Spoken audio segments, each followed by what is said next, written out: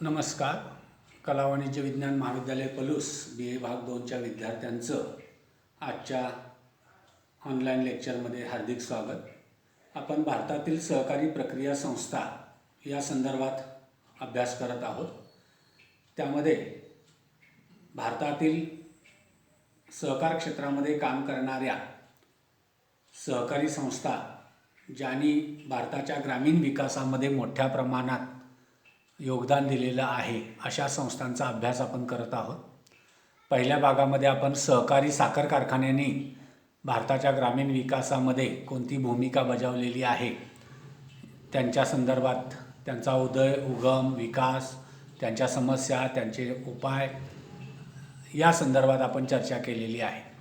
आजच्या लेक्चरला आपण भारतातील दुग्ध सहकारी संस्था यांच्या संदर्भात चर्चा करणार आहोत. भारतातील ग्रामीण भागाच्या विकासामध्ये ज्या सहकारी संस्थांनी मोठ्या प्रमाणात योगदान दिलेलं आहे त्यामध्ये साखर कारखान्यांच्या पाठोपाठ दूध सहकारी संस्थांचं योगदान मोठ्या प्रमाणात आहे.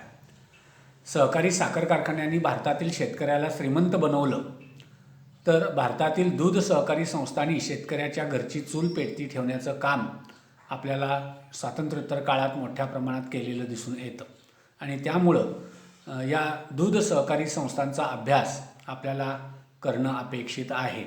आणि त्या दृष्टीनं आपण जर बघितलं तर विशेषतः स्वातंत्र्योत्तर काळात या सहकारी दूध संस्थांची स्थापना भारतामध्ये मोठ्या प्रमाणात झाली आणि शेतकऱ्यांची जी लूट प्रामुख्यानं खाजगी दूध व्यापारी करत होते, विशेषतः त्याच्यामध्ये दुधाच्या वजनामध्ये, दुधाच्या दर्जामध्ये, दुधाच्या किमतीमध्ये जी मोठ्या प्रमाणात लूट चाललेली होती, ती लूट थांबवण्यासाठी सहकार क्षेत्रामध्ये अशा प्रकारच्या शेतकऱ्यांनी एकत्र येऊन दूध उत्पादनं आणि वितरण करण्यासाठी सहकारी संस्था स्थापन केल्या. त्या दूध सहकारी संस्थांचा विचार आपण या टॉपिकमध्ये करणार आहोत. वास्तविक पाहता आपण जर बघितलं तर मानवी आहारामध्ये दुधाला महत्त्वाचं स्थान आहे. दुधाला पूर्णान्न असं म्हटलं जातं आणि त्यामुळं सर्वसामान्य लोकांना जेवणामध्ये दूध उत्पन्न होण्यासाठी, दूध उपलब्ध होण्यासाठी देशात दुधाचं उत्पादन मोठ्या प्रमाणात वाढणं गरजेचं आहे. विशेषतः ग्रामीण भागातील शेतीवरचा भार कमी करण्यासाठी दूध व्यवसायाला प्रोत्साहन देणं गरजेचं होतं. त्याचबरोबर शेती व्यवसायाला पूरक व्यवसाय म्हणून हा मोठ्या प्रमाणात व्यवसाय ग्रामीण भागामध्ये केला जातो. स्वयंरोजगाराच्या दृष्टीनेही दूध व्यवसायाला फार महत्त्व आपल्याला असलेलं दिसून येतं. तर या दूध सहकारी संस्थांचं महत्त्व काय आहे या संदर्भात आपल्याला पहिल्यांदा चर्चा करता येऊ शकेल आणि त्यानंतर या दूध सहकारी संस्थांची संघटन, व्यवस्थापन कशा पद्धतीनं केलं जातं याची चर्चा करता येऊ शकेल.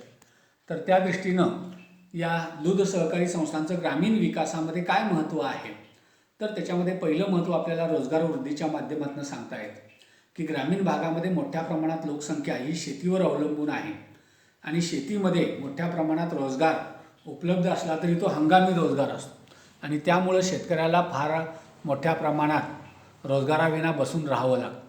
दूध सहकारी संस्थांच्या माध्यमातून ग्रामीण भागामध्ये लाखो लोकांना रोजगाराच्या संधी उपलब्ध झालेल्या आहेत. स्वयंरोजगाराच्या माध्यमातून, दूध सहकारी संस्थांच्या माध्यमातून, दूध प्रक्रिया संस्थांच्या माध्यमातून, दूध वितरणाच्या, दूध संकलनाच्या, दूध प्रक्रियेच्या क्षेत्रामध्ये ग्रामीण भागामध्ये फार मोठ्या प्रमाणात रोजगार निर्मिती व्हायची असेल किंवा होणार असेल तर त्याच्यामध्ये या रोजगार निर्मितीमध्ये या दूध संस्थांचं महत्त्व मोठ्या प्रमाणात असलेलं आपल्याला सांगता येतं. त्याचबरोबर शेतकऱ्यांच्या आणि ग्रामीण भागातील लोकांच्या उत्पन्नात जर वाढ करायची असेल तर त्या दृष्टीनं सुद्धा दूध व्यवसायाचं महत्त्व आहे. आज ग्रामीण भागामध्ये दूध व्यवसाय पूर्वी परंपरागत पद्धतीनं केला जात असायचा, परंतु आज शेतीला पूरक म्हणून नव्हे तर शेतीला पर्याय म्हणून आज ग्रामीण भागामध्ये दूध व्यवसाय केला जातो. त्याच्यासाठी अत्याधुनिक साधनं, अत्याधुनिक तंत्रज्ञानाचा वापर करून मोठ्या प्रमाणात शेतकऱ्यांच्या उत्पन्नामध्ये त्या ठिकाणी वाढ आज आपल्याला दूध सहकारी संस्थांच्या मुळं होत असलेली दिसून येते. आणि या शेतकऱ्यांच्या उत्पन्नात वाढ करण्याचं एक महत्त्वाचं साधन म्हणून दूध सहकारी संस्थांच्याकडं आज आपल्याकडं बघितलं जातं. ग्रामीण भागामध्ये शेतीच्या उत्पन्नाचा एकूणच जर आपण उत्पन्न बघितलं तर ते अत्यंत कमी आहे. बहुतांशी शेती ही निसर्गावर अवलंबून आहे. त्याचबरोबर शेतीचं आकारमान आपल्याकडे लहान आहे आणि पर्यायानं मग शेतकऱ्याला मोठ्या प्रमाणात आर्थिक समस्यांना तोंड द्यावं लागतं, कर्जबाजारी व्हावं लागतं. त्यातून शेतकऱ्याचं आर्थिक पुनर्वसन करण्याचा एक महत्त्वाचा मार्ग म्हणून आपल्याला दूध संस्थांचं महत्त्व ग्रामीण भागामध्ये सांगता येतं. शेतीला पूरक व्यवसाय म्हणून, शेतीच्या बिगर हंगाम काळामध्ये शेतकऱ्याला एक रोजगाराचं साधन म्हणून आणि नियमित उत्पन्नाचं साधन म्हणून त्या ठिकाणी या सहकारी दूध संस्थांचं महत्त्व ग्रामीण भागाच्या लोकांच्या दृष्टीनं अत्यंत आहे. आणि त्या दृष्टीनं ग्रामीण भागातील शेतकऱ्यांचं आर्थिक पुनर्वसन करण्याचा एक प्रयोग म्हणून दूध सहकारी संस्थांचं महत्त्व आपल्याला सांगता येतं. त्याचबरोबर ग्रामीण भागामध्ये बचतीला प्रोत्साहन देण्यामध्ये दूध सहकारी संस्थांचा वाटा फार मोठ्या प्रमाणात आहे. शेतकऱ्यांनी उत्पादित केलेल्या दुधाचे पैसे दर 15 दिवसानं या सहकारी दूध संस्था शेतकऱ्याच्या बँक खात्यामध्ये जमा करतात. अर्थात असे पैसे दुधाचे जमा करत असताना सक्तीनं शेतकऱ्यांच्या नावावर काही रक्कम बचत ठेवली जाते की ज्या बचतीचा फायदा शेतकऱ्यांना भविष्यकाळामध्ये होतोच. त्याचबरोबर सरकारला बचतीच्या माध्यमातून फार मोठ्या प्रमाणात बँकांना भांडवल गोळा होतं, ठेवी गोळा होतात आणि त्याचा फायदा देशाच्या अर्थव्यवस्थेला मिळतो. तर या बचतीला प्रोत्साहन देण्यामध्ये ग्रामीण भागामध्ये या दूध सहकारी संस्थांचं महत्त्व मोठ्या प्रमाणात असलेलं दिसून येते. त्याचबरोबर शेतीला एक पूरक व्यवसाय म्हणून या दूध संस्थांचं महत्त्व ग्रामीण भागामध्ये आहे. ग्रामीण भागामध्ये सहकारी दूध संस्थांच्या माध्यमातून शेतकऱ्यांच्या दुधाला चांगला दर, त्याचबरोबर दूध विक्रीची हमी, दूध संकलनाच्या सुविधा ग्रामीण भागामध्ये शेतकऱ्यांच्या घराघरापर्यंत पोहोचवल्यामुळं त्या ठिकाणी शेतकऱ्याला शेतीला पूरक व्यवसाय म्हणून त्या ठिकाणी पशुपालन आणि पशुपालनाच्या माध्यमातून दूध व्यवसाय अशा प्रकारचा एक स्वतंत्र व्यवसाय त्या ठिकाणी मोठ्या प्रमाणात उपलब्ध झालेला आहे. आणि त्यामध्ये शेतीमध्ये जी अर्ध बेकारी आहे किंवा छुपी बेकारी आहे, ती छुपी बेकारी कमी करण्याचा एक पर्याय म्हणून हा पूरक व्यवसाय शेतकऱ्यांना सहकारी दूध संस्थांच्या माध्यमातून उपलब्ध झालेला आपल्याला दिसून येतं. त्यानंतर पुढचं महत्त्व आहे ते म्हणजे या दूध सहकारी संस्थांच्या माध्यमातून दूध उत्पादनाचं सुलभ तंत्रज्ञान शेतकऱ्यांच्या बांधापर्यंत पोचलेलं आहे. आणि या सुलभ तंत्रज्ञानाच्या माध्यमातून चांगल्या पद्धतीनं दुधाचं उत्पादन, दर्जेदार जनावरांची पैदास, दर्जेदार जनावरांची निगा या माध्यमातून एक सुलभ तंत्रज्ञान दूध व्यवसायाचं ग्रामीण भागामध्ये उपलब्ध झाल्यामुळं शेतकरी मोठ्या प्रमाणात दूध व्यवसायाकडे आपल्याला वळलेले दिसून येतात. आणि त्या दृष्टीनं या सुलभ तंत्रज्ञानाच्या दृष्टीनं सुद्धा दूध व्यवसायाचं महत्त्व ग्रामीण भागामध्ये आपल्याला सांगता येतं. त्याचबरोबर भांडवल उपलब्धता हा सुद्धा एक महत्त्व आहे की ग्रामीण भागामध्ये शेतकऱ्यांना शेतीतून जे उत्पन्न मिळतं त्या उत्पन्नातून जनावरांची खरेदी शेतकरी करू शकतात. त्याचबरोबर सहकारी संस्थांच्या माध्यमातून, विशेषतः बँका, पतपुरवठा संस्था यांच्या माध्यमातून शेतकऱ्यांना दूध उत्पादनासाठी आवश्यक असणाऱ्या जनावरांच्या खरेदीसाठी अल्प व्याजदरामध्ये भांडवल उपलब्ध झाल्यामुळं त्या ठिकाणी अनेक लोक या दूध सहकारी संस्थांच्या माध्यमातून आपल्या उत्पन्नामध्ये वाढ करण्याचा प्रयत्न करत आहेत. चांगल्या जनावरांची खरेदी, चांगल्या जनावरांची पैदास या भांडवलाच्या उपलब्धतेमुळं ग्रामीण भागात शक्य झालेली असून त्या ठिकाणी लोकांना मोठ्या प्रमाणात भांडवल उपलब्ध होतं आणि त्याचा वापर दूध व्यवसायासाठी ग्रामीण भागातील लोक करत असलेली दिसून येतात. त्यानंतर दुधाला किफायतशीर किंमत हा सुद्धा एक महत्त्वाचा भाग आहे की सहकारी दूध संस्थांच्या उपलब्धतेमुळं ग्रामीण भागामध्ये शेतकऱ्यांनी उत्पादित केलेल्या दुधाला योग्य अशी किंमत उपलब्ध करून देण्यामध्ये सहकारी दूध संस्था यशस्वी ठरलेल्या आहेत.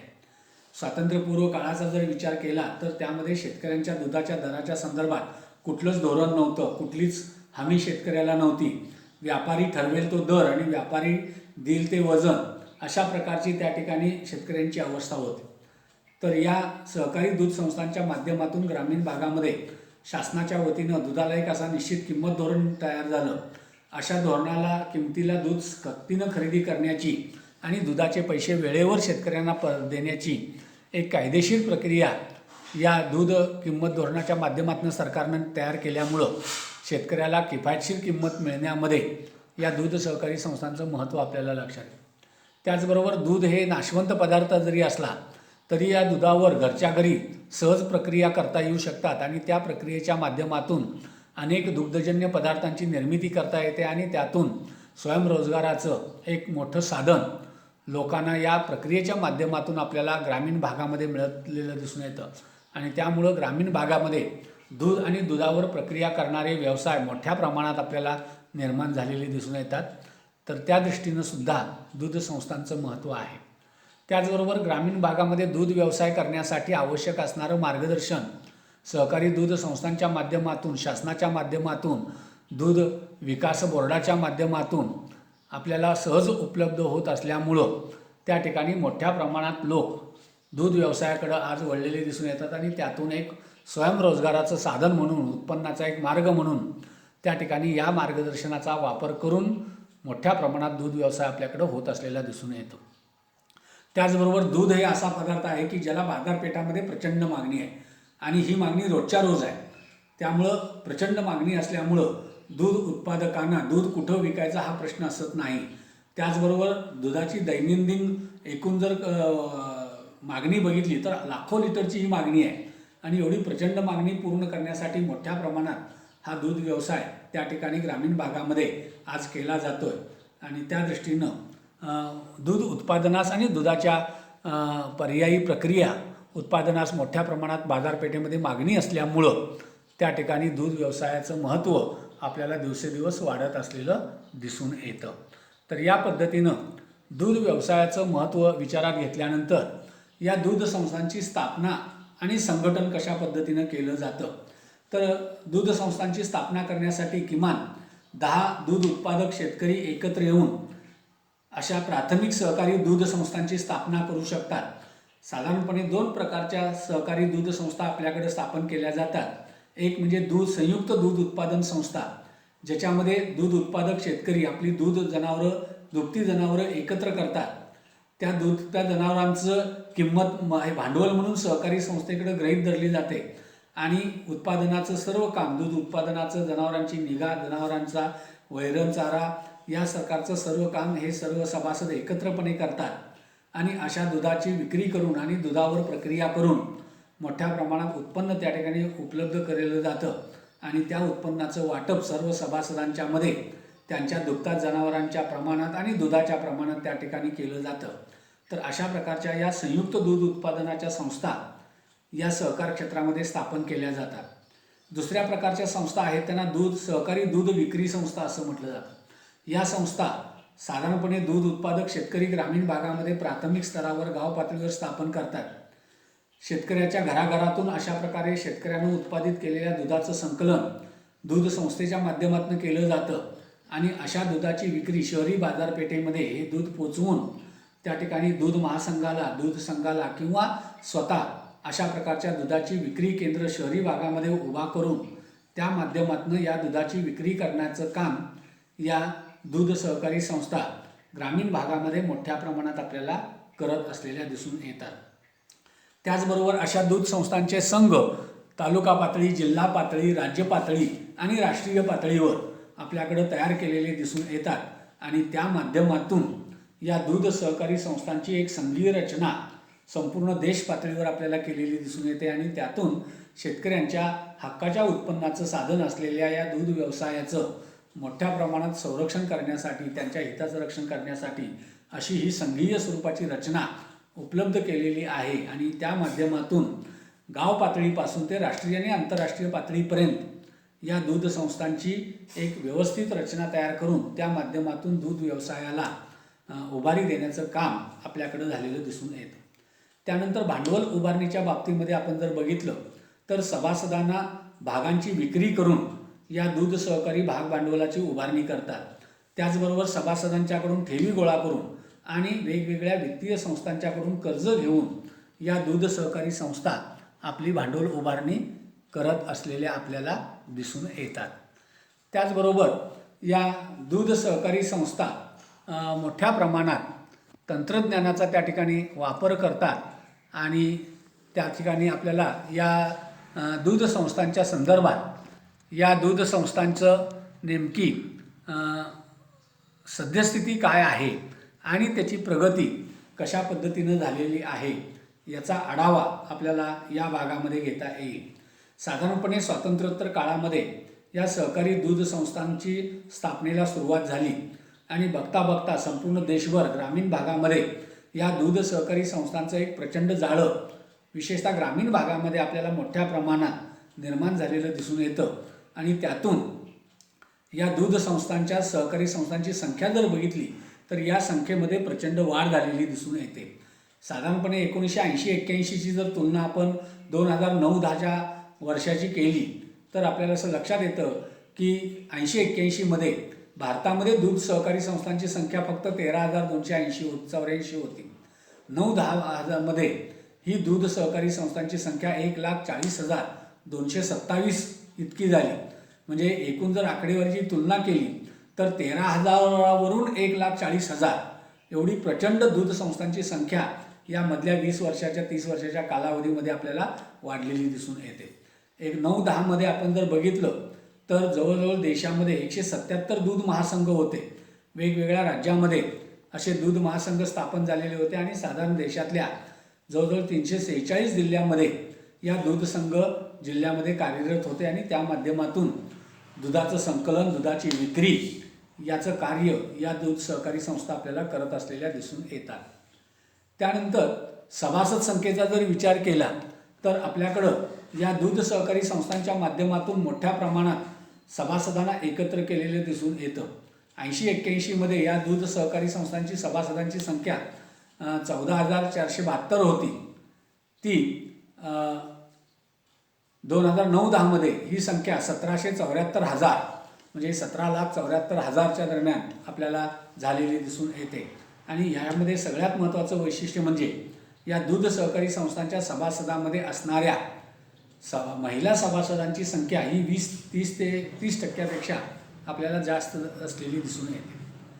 त्यानंतर दरडोई दूध उपलब्धतेच्या बाबतीत जर विचार केला तर आपल्याकडं 68-69मध्ये भारतात दरडोई दुधाची उपलब्धता फक्त 112 ग्रॅम होती. आज 2009-10चा जर विचार केला तर त्याच्यामध्ये ही दुधाची उपलब्धता 258 ग्रॅम झालेली दिसून येते. या काळात दूध उत्पादनामध्ये जवळजवळ 5 पट वाढ भारतामध्ये आपल्याला झालेली दिसून येते.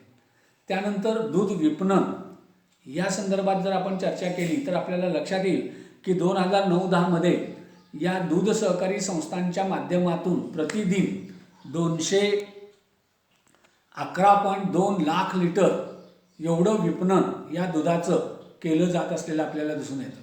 मागील 5 वर्षामध्ये या दुधाच्या विपणनाच्या मध्ये वृद्धी दर जो आहे तो वर्षाला साधारणपणे 6.2% होता आणि त्या माध्यमातून ग्रामीण भागातील दुधाचं संकलन करून शहरी भागामध्ये मोठ्या प्रमाणात या दूध संस्थांचा त्या ठिकाणी मोठ्या प्रमाणात वापर किंवा दुधाची विक्री करण्याचं काम या दूध संस्था करता आहेत.